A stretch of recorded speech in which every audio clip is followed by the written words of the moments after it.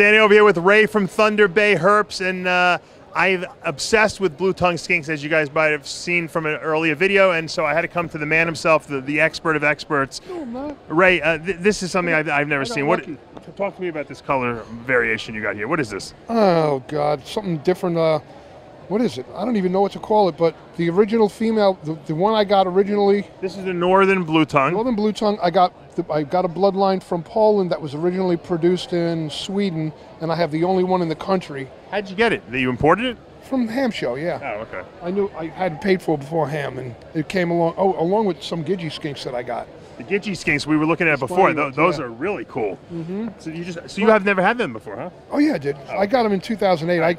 But I have 5 different bloodlines now from all over. This thing looks like it's a mix of my amber sunset male bred with this red-orange female from Poland. So I just initial it ROA. You produced this? Only once. I saved babies for 2 years. I never released any of them. The first year's babies bred this year. I think you saw them at Daytona. I did see them, yeah. This is one of her kids. One of their gorgeous. kids. Show the camera baby this. to baby. That's just, it's like a burnt It's saturated. Orange. Yeah. The front legs have color, the face, the chin, the belly has colors. Some of them have pink on the belly. Aren't and they're not supposed Indonesians usually have the color on the front legs? Black or brown, but they have markings. These don't have markings. Oh, this is a freak. In other words, this is my special mutant.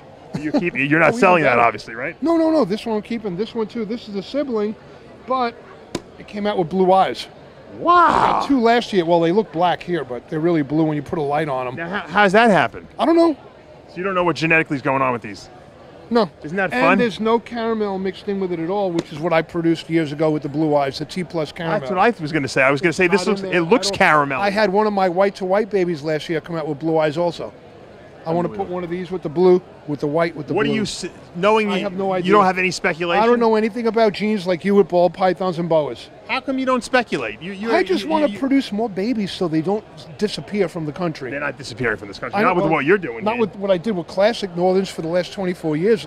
I think I'm up over, God, in the last 11 years? No, I think I produced over 2,000, 40-something babies. Wow. Since I started counting in 2004. But I don't know what I produced since 2000. You've been breeding the Northerns. Your project is to try to get a white Northern. No. Yes, it is. That's just one of them.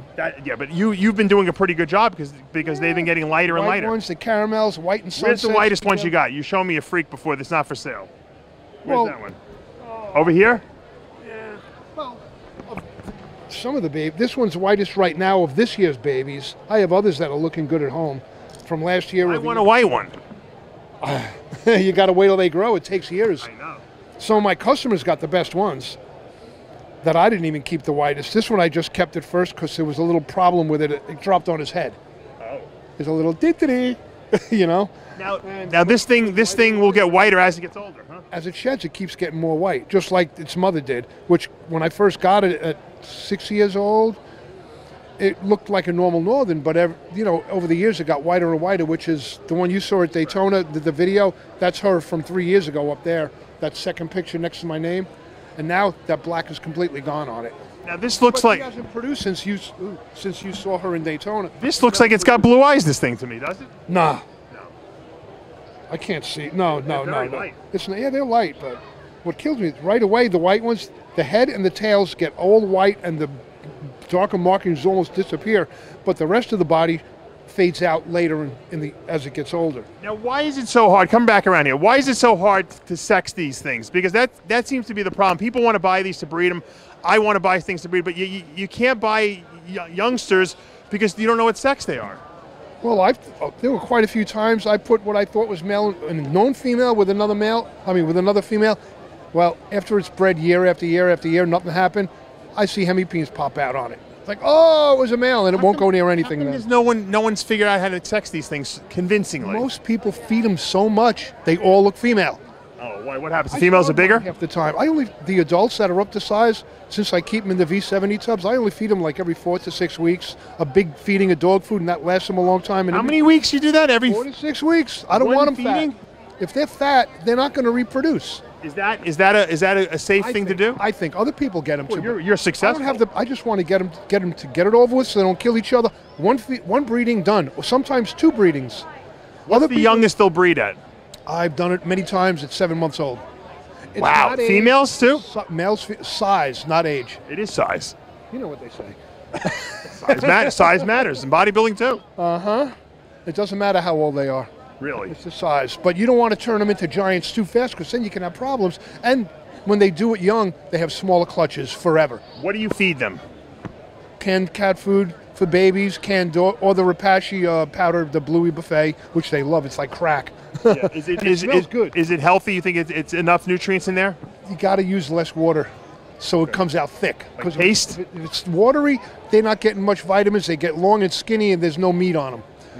And then once they get big enough, like, well, about 3 months ago, I started using the dry cat food for these little guys out here because it's big enough for them to eat and crunch on. Right. And their bones are strong enough where they can bite on, chew on it. The adults, you feed the cat food? No, the adults, I give dog food.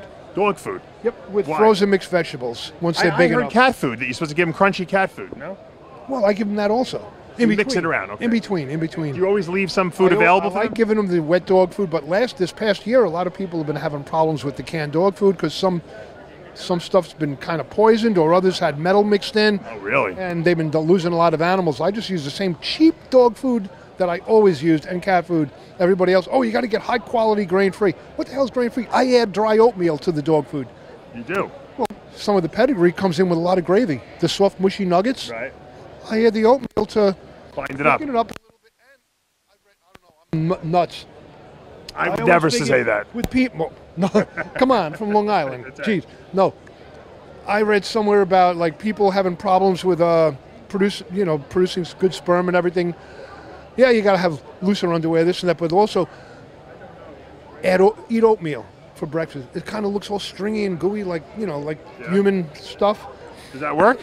I don't know. I started adding it to the dog food for the adults, and I don't know if it works for production, but the scales are smoother, they're shinier, they're staying more robust and fatter.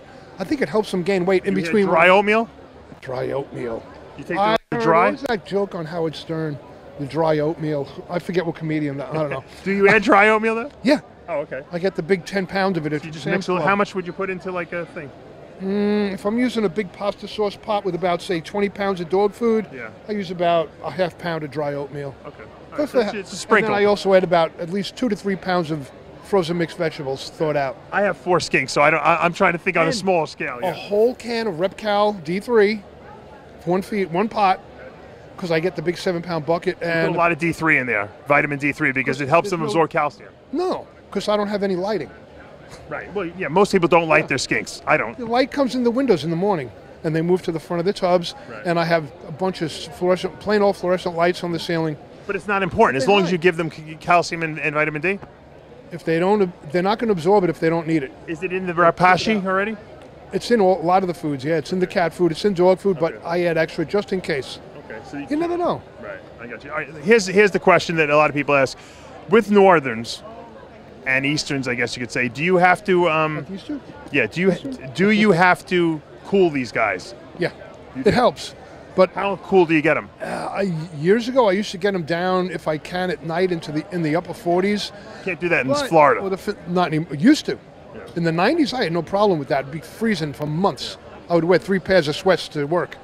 And then as it got warmer, I'd take layers off. Now, God, we haven't had a cool winter in like 7 years. So how do you get them down to temperature? I got to trick them. How do you do that? I want to know. You're given, this is educational. Try it yourself. Try to figure it out. I had to.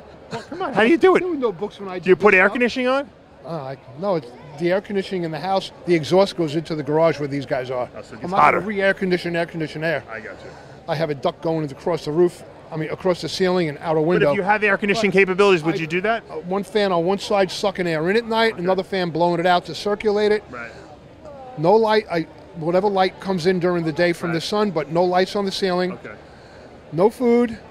How long for no food? No food. What else? Oh, and I unplug all the heat cables. So you don't put any belly heat on them? I try to get them cool. So during the day, it's going to warm up into the mid-70s, probably mid-80s. But at night, whatever it is outside, I try to bring in the cool air. And how long do you do that for? How many weeks? I stop, since it doesn't get cold anymore, I stop feeding September. Right. And I hope it gets cool at least maybe a week's, total a week out of 3-4 months Right. of not doing anything. So you don't feed them for 3 months? They're fattened up already. Okay. And it works. And then when you start heating them up again and you start feeding them again, that's when they start to breed? Yeah, usually, but they don't eat a lot because the temperature's still cool. You just get enough food in them to get their system functioning again. Get the old stuff, get out the old Do you stuff. put them together before they warm up or no? No, as they're warming up a little. You never bring them up to full temperature. Otherwise, they shut off. They think it's summertime. Oh, and they won't breed. Females will always be ready, waving the tail, but males, they're like, I'm done. So 2-3 months out of the year, you have no heat, no food on your skinks, just I water. finally have an electric bill under $500. Yeah. Wow, amazing. Now, do you do Living alone. the Indonesians? You don't have to cool, right? No, they have a dry and a wet season, and I'm still figuring that out with the Marukis. But with IJs, you don't really have to worry because to me, they're still basically Breed all year round? Still skinkoides, I think, like northerns and easterns. And I usually just try to cool them, but now I can't cool them because they're in my baby room, my Indos. Okay. And if I'm heating babies throughout the whole winter for whatever's still for sale and whatever I'm keeping, the Indos adults, I just unplug their heat and hope it gets cool. But they don't really need to be cooled, I heard. Do you cool them? Last year I didn't. I only had 2 Iran Jayas have babies and one Maruki and one of the silver Tannenbars. But before that, when I was able to cool that room, I air conditioned it down when there were no babies, and I had no problem. They bred fine. Yeah. So then that's a myth then that you don't need to cool the Indonesians. Well, I did it quicker that way. It saves time. Just like with the stuff in my garage, the northerns and the easterns. When we used to get cold winters, all I had to do was cool them down for 3 weeks straight, day and night, cooling at night and warm during the day. But when there's no cool temperature at all, I had to spread it out over a long period of time to try to trick them. And it worked, but not as good as it used to. Thank you so much. I used to produce a lot more. You're a bevy of information. If I could say it for hours, but my son's getting a little agitated. You got to come to St. All Pete. right, I can show you what I come do. see you. The simplest way, but it's just a dirty old garage. I mean, the paint's peeling off the walls because I can't move the animals out of that room. They've been in there for 24 years. Keep up the great stuff, Ray. You got amazing animals here. I'm jealous. I'm going to come see you in Clearwater. I still got